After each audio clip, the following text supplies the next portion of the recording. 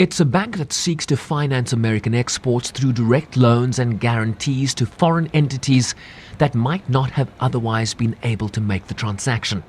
Since President Obama was elected and I came in as chair, we have done over $7 billion worth of loans, guarantees, and insurance in Sub Saharan Africa, almost double the report from President Clinton and President Bush combined.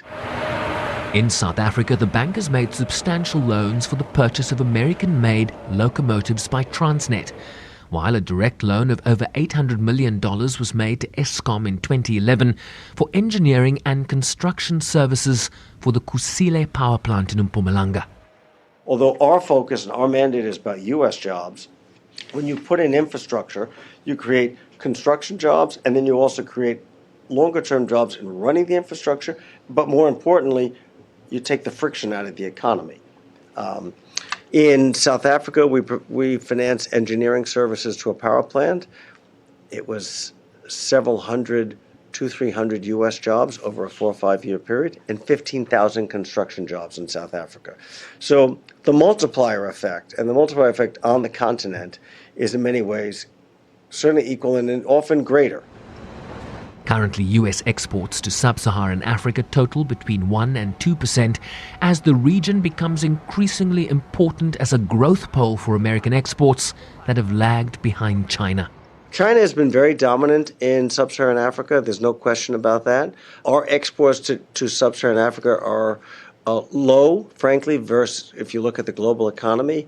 Only about 1% of, roughly speaking, of U.S. exports are destination is Sub-Saharan Africa. It's about 5% of our portfolio, so I'm proud to say that we disproportionately are financing a far larger portion of our exports to Sub-Saharan Africa than the exports would suggest. As the bank tries to reposition itself as a preferred guarantor of financing for big projects in the region that can benefit companies and secure jobs here in the United States. One of the reasons for my visit twice and for going to the World Economic Forum is to signal to both buyers in Sub-Saharan Africa and exporters in the United States that if financing is what's holding you back from selling there, where we can provide the financing. Our goal is to fill in gaps.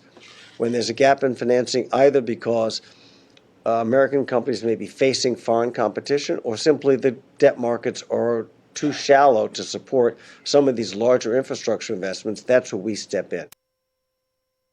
No question that the U.S. Import-Export Bank is an America First institution. Its mandate is to grow U.S. exports that will in turn grow and sustain jobs here in the United States.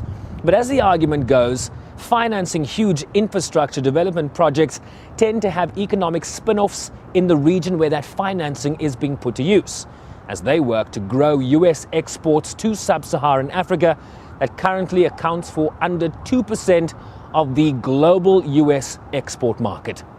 Bryce-Pease, SABC News, New York.